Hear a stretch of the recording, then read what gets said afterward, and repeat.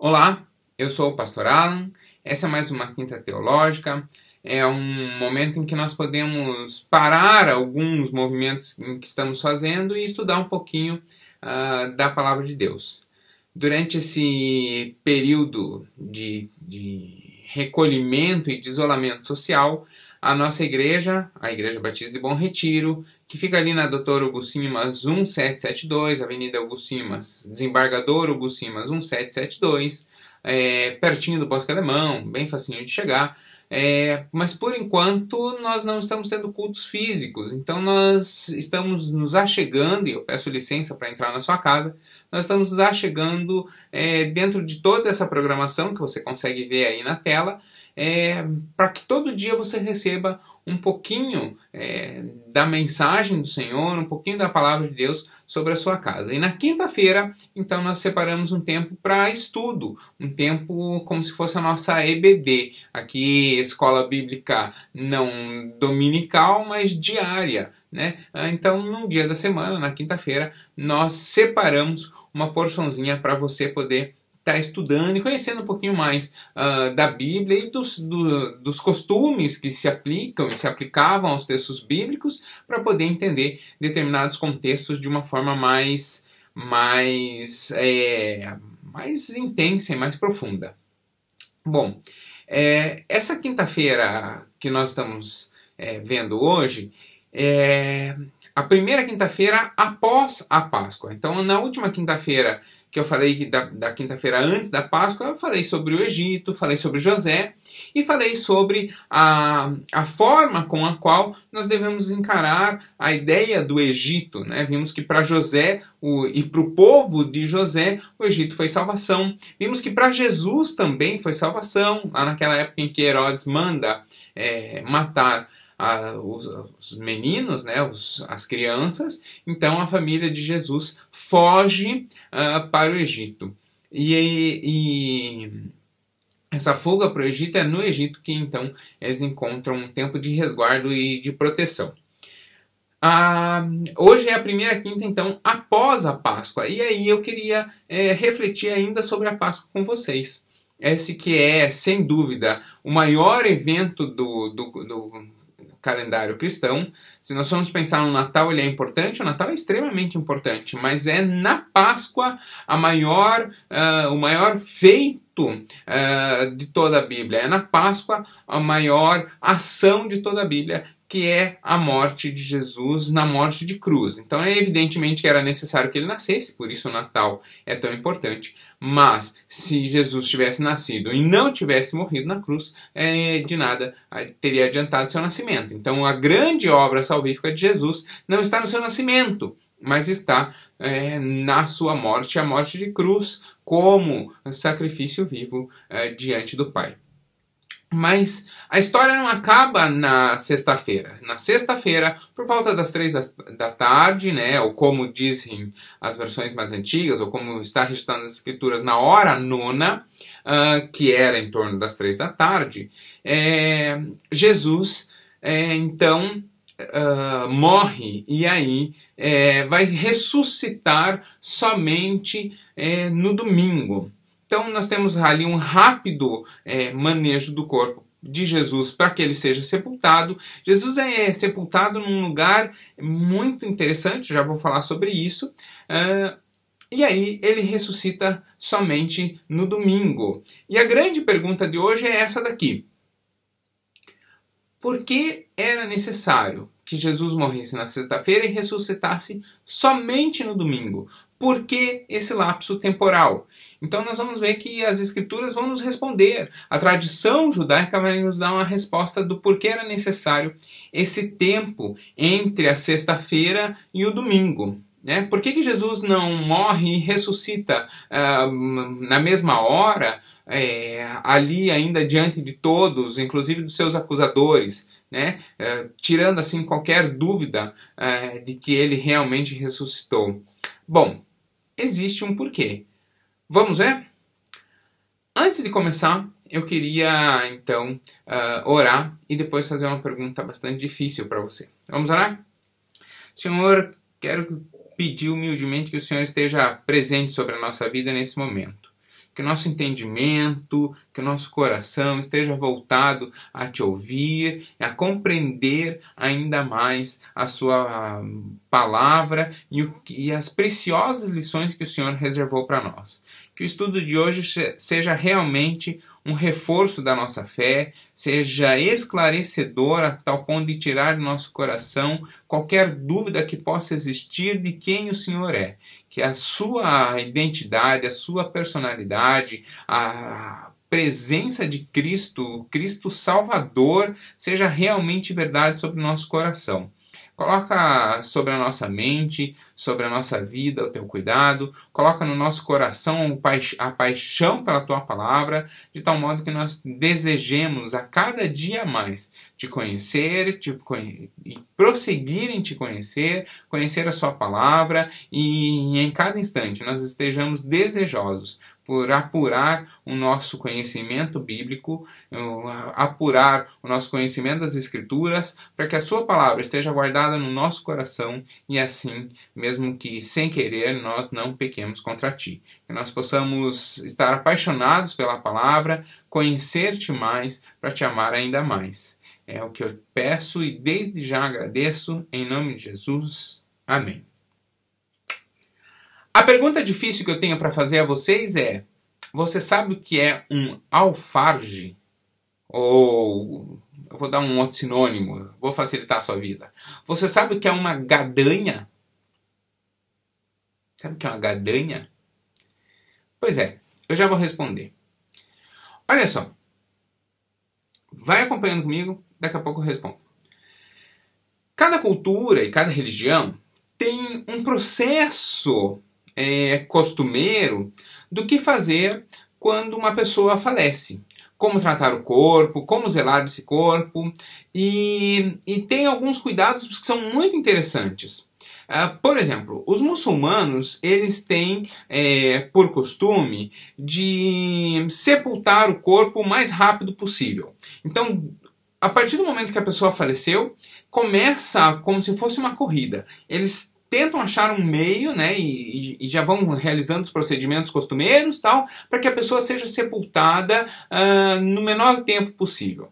Um exemplo bem famoso que ficou disso foi o Osama Bin Laden, né, que foi morto pelos Mariners americanos. Então, quando ele foi morto, o seu corpo é levado até um navio militar americano, e aí o governo americano relata então que fez todos os procedimentos costumeiros de um muçulmano ao ser morto, né, enrola na mortalha e tal, e rapidamente, o mais rápido possível, procedeu à identificação, viu que realmente era o Osama Bin Laden e joga o seu corpo no mar no modo mais rápido possível, né? Ou seja, tentando ali dar já ao corpo morto um tratamento respeitoso.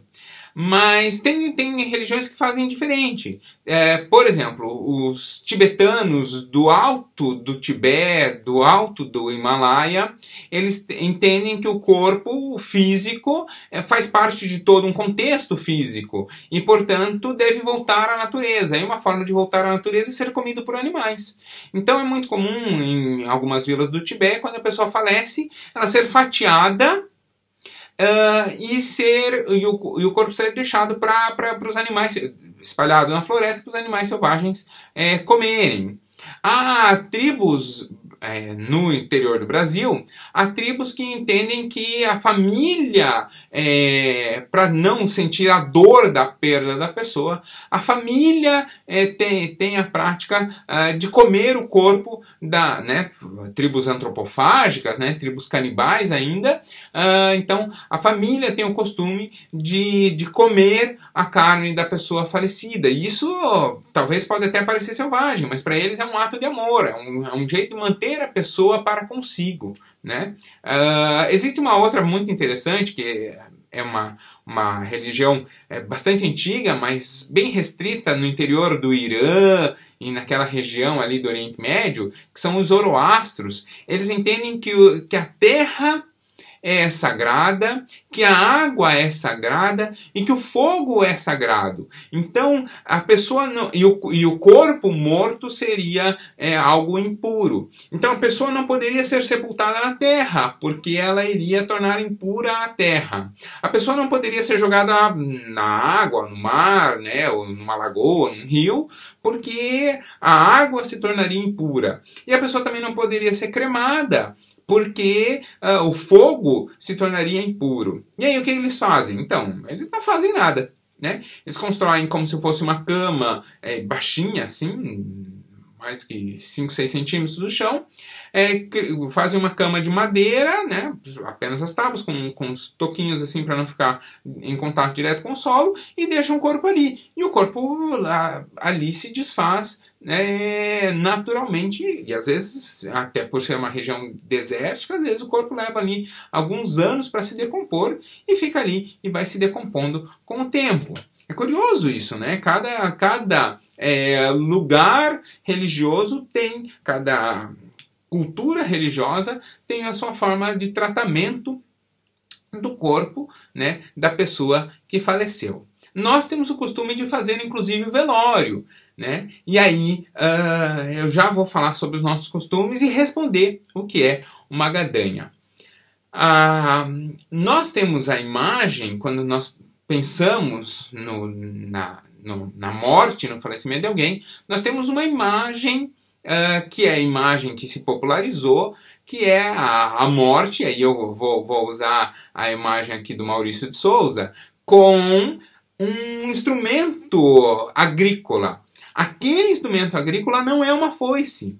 Muita gente acha que é uma foice, não é uma foice. O nome daquele instrumento é justamente gadanha. Então aquele instrumento de corte que a morte carrega no imaginário popular aí, e é a imagem que nós nos acostumamos a ver, aquele instrumento de corte é justamente a gadanha, né? Então a morte não carrega uma foice, né? A morte carrega uma gadanha.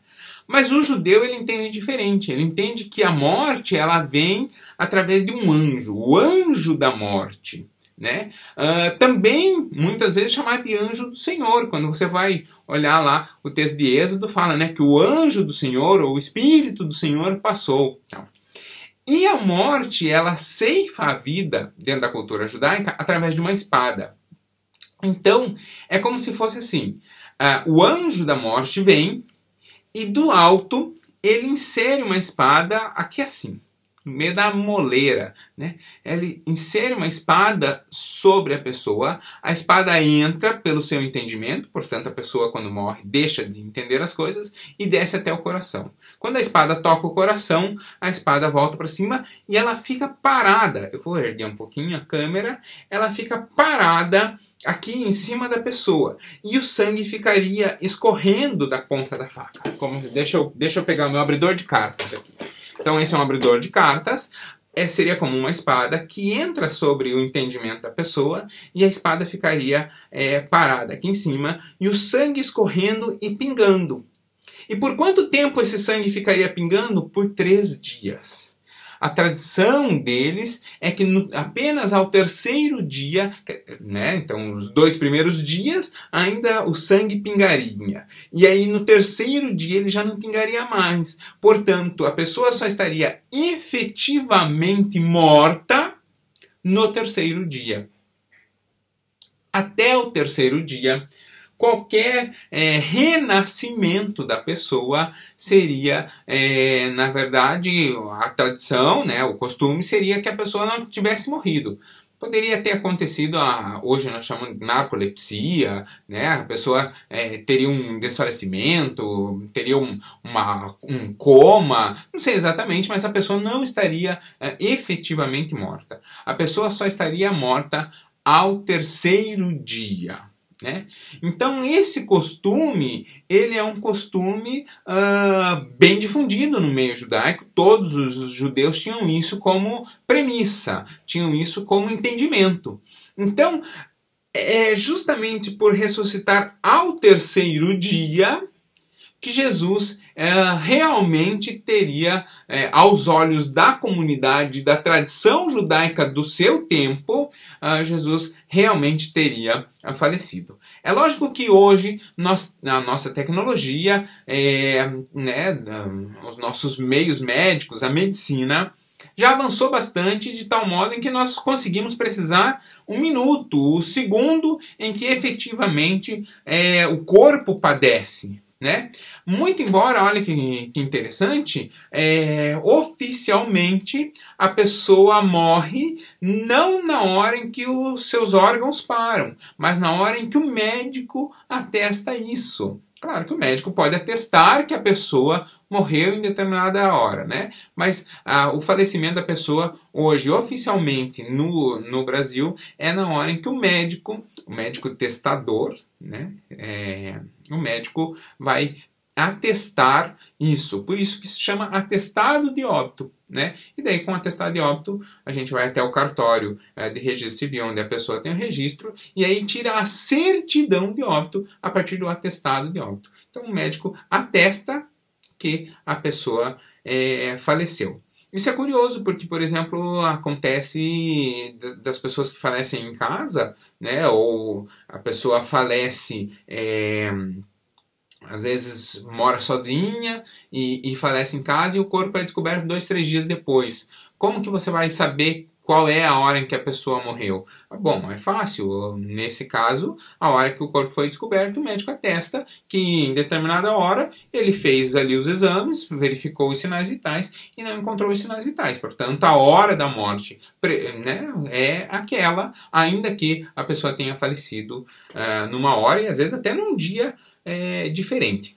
Mas é assim que se atesta. Hoje, com o avanço da medicina, é assim que nós atestamos. Os judeus não. Até porque a medicina da época e a tecnologia da época não permitia você ter como fazer um eletrocardiograma ou como fazer um eletroencefalograma para saber se a pessoa já tinha morrido ou não. Então, esse tempo de 2 dias era um tempo necessário.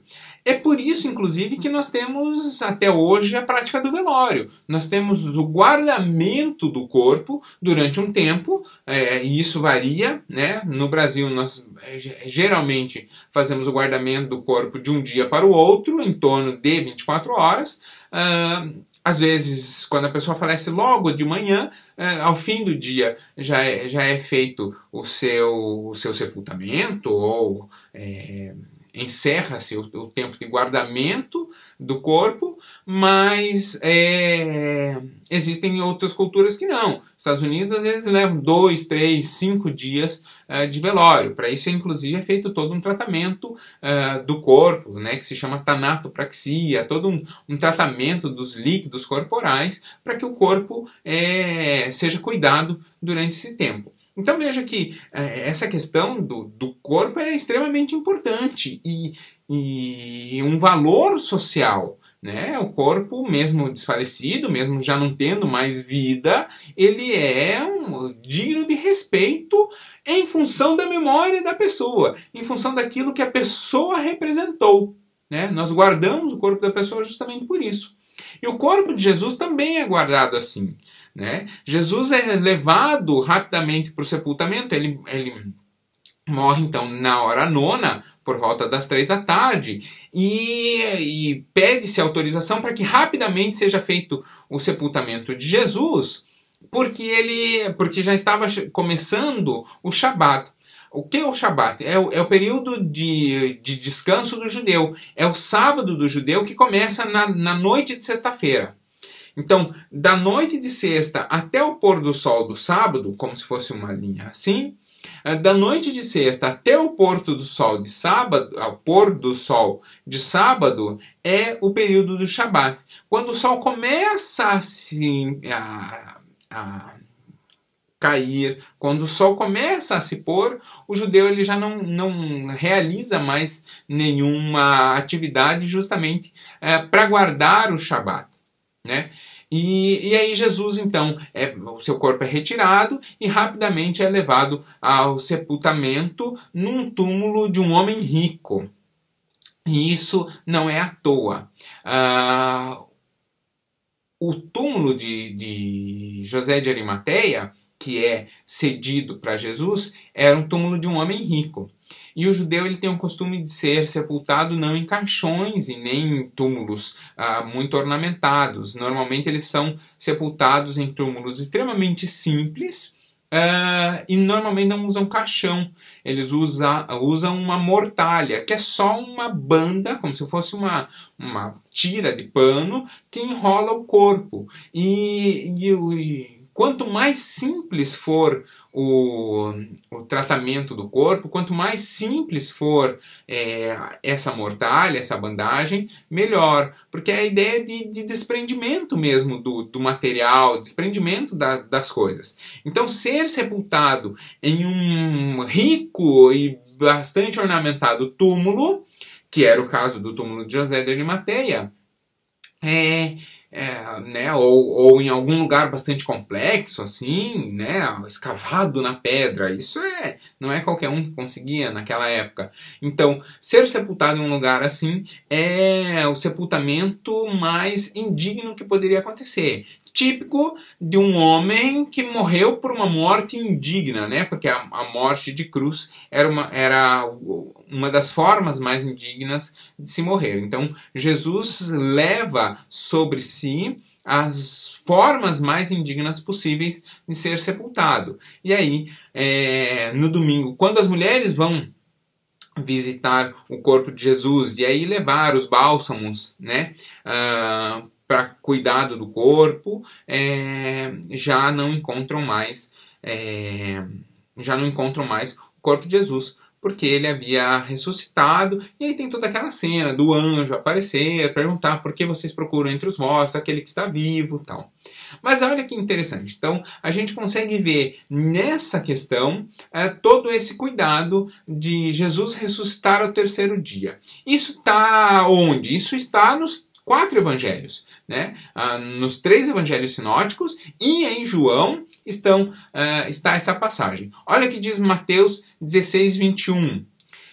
Desde aquele momento, Jesus começou a explicar aos seus discípulos que era necessário que ele fosse para Jerusalém e sofresse muitas coisas nas mãos dos líderes religiosos, dos chefes dos sacerdotes e dos mestres da lei, e fosse morto e ressuscitasse no terceiro dia. Isso está em Mateus 16, 21.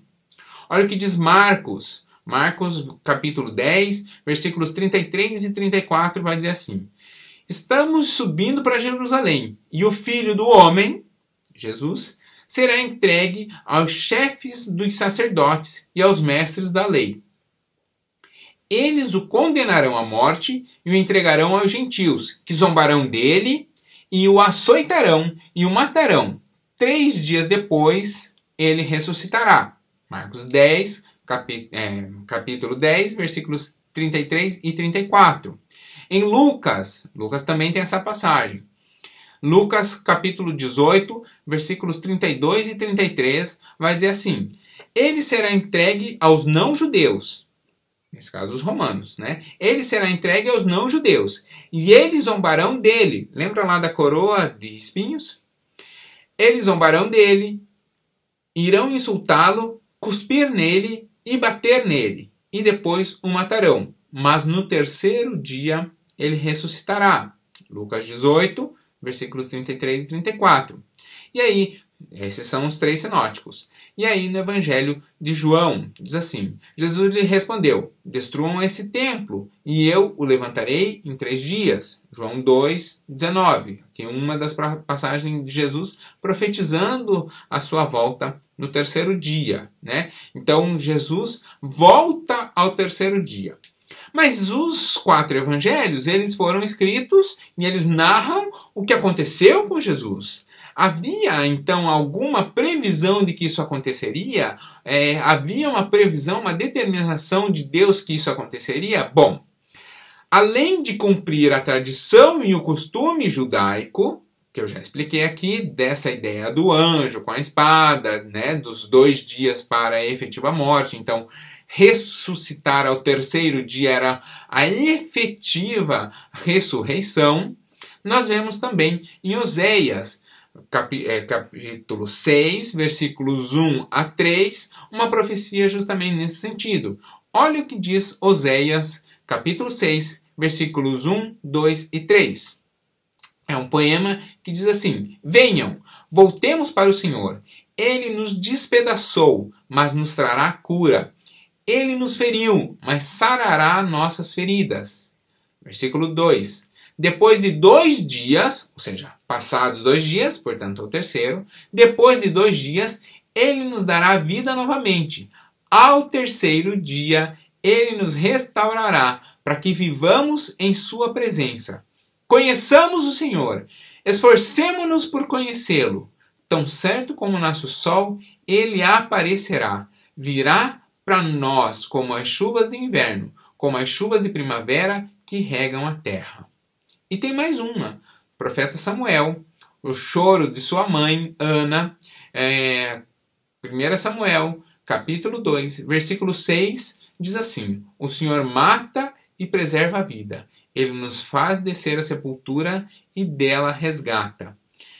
Esse trechinho de Samuel é o que vai inspirar a poesia que está lá em Oséias. E em Oséias essa previsão é bem clara, né? Como você viu ali no versículo 2 do capítulo 6. Depois de 2 dias, ele nos dará a vida novamente. Ao terceiro dia, ele nos restaurará. Então, a gente consegue ver que os evangelhos relatam que Jesus cumpriu, o costume da época é cumprido e demonstra efetivamente a morte de Jesus, e as profecias que estão lá no profeta Oséias são cumpridas segundo os relatos dos 4 evangelhos, né? Então, nós vemos que Jesus efetivamente cumpriu esse mandamento. Talvez você esteja pensando, poxa, mas são 3 dias ou é ao terceiro dia? Eu te convido para fechar de vez esse entendimento, que você veja Esther, capítulo 5, versículo 1, que vai falar justamente disso. Então, Esther ali convoca um período de 3 dias de jejum, 3 dias e 3 noites de jejum, para ela ir diante do rei. E Esther 5, capítulo 1, vai dizer exatamente isso. Esther foi à presença do rei ao terceiro dia. Então, essa contagem de dias não é a hora relógio como nós temos hoje, um padrãozinho bem certinho de 24 horas. Né? A hora natural, que é o pôr do sol, no caso do judeu, é justamente a contagem que eles estabelecem. Então, para nós fecharmos, por que era necessário que Jesus ressuscitasse apenas no domingo? Por um simples fato. Se ele morreu na sexta, é o primeiro dia. Passa o sábado, o segundo dia. E no domingo é o terceiro dia. Então, é por isso que as Escrituras dizem que ele ressuscitou ao terceiro dia. Né? Então, Jesus ressuscita no domingo para cumprir o costume da época e ninguém ter dúvida de que ele efetivamente morreu, e para cumprir a profecia lá de Oséias. O que é mais legal é que, assim como em todo o Velho Testamento as profecias se cumprem em Jesus, as profecias do Novo Testamento, se Jesus cumpriu aquelas, cumprirá também as suas, que é de que um dia voltará para nos resgatar. Então, logo, logo, no dia em que só Ele sabe, mas que nós desejamos muito, Jesus se fará presente na nossa vida efetivamente. Né? No sentido de que logo, logo ele vem nos resgatar. O nosso desejo é justamente esse, de que até que ele venha, como nós falamos sempre ao finzinho da ceia, né, do texto da ceia, até que ele venha, nós nos mantemos fiéis e caminhando com ele através do Consolador que ele deixou, que é o Espírito Santo. Vamos orar? Senhor, obrigado, porque o Senhor aceitou receber sobre si a morte de cruz. Obrigado porque o Senhor fielmente cumpriu a palavra de Deus e morreu em nosso lugar, nos resgatando do pecado. Te agradeço pela sua morte, te agradeço porque esse sacrifício tem se mantido vivo em nossa mente, em nosso coração, e nós como igreja podemos declarar que o Senhor morreu na cruz, mas venceu a morte, ressuscitou e do mesmo modo ressuscitará aqueles que morrem em Ti. Eu Te agradeço porque o Senhor tem cuidado de nossa vida, tem nos dado qualidade de vida, mas o mais importante, nos deu a vida eterna e um dia nós poderemos aproveitar a eternidade na grande celebração que acontecerá no céu. Declarando, como está lá em Apocalipse, declarando em uma só voz que Santo, Santo, Santo é o Cordeiro. Eu peço que o Senhor esteja nesse instante, com muito carinho, o Senhor esteja abençoando cada uma das casas das pessoas que nos ouvem, cada uma das casas das pessoas da nossa igreja, que esse tempo de afastamento seja um tempo de recolhimento, mas que nós nos recolhamos para a Sua presença, que nós possamos apurar a nossa vida, nós possamos passar por um sábado, por um tempo de recolhimento, mas que o domingo, ou a época da celebração, a época da grande alegria, seja presente na casa de cada um o mais rápido possível. Eu peço que o Senhor esteja abençoando a saúde de cada um, cuidando de cada um e trazendo ao nosso coração a vontade de conhecer ainda mais. Eu Te agradeço desde já, em nome de Jesus. Obrigado por você ter nos acompanhado até aqui. Se você quer deixar qualquer sugestão de temas para a Quinta Teológica, fique à vontade. À medida do possível, nós vamos pesquisando e estudando e trazendo os estudos. Eu fico à disposição para lhe ajudar nesse tempo ou em qualquer tempo, e desejoso de que você se apaixone ainda mais pela Palavra de Deus, tá bom? Deus abençoe.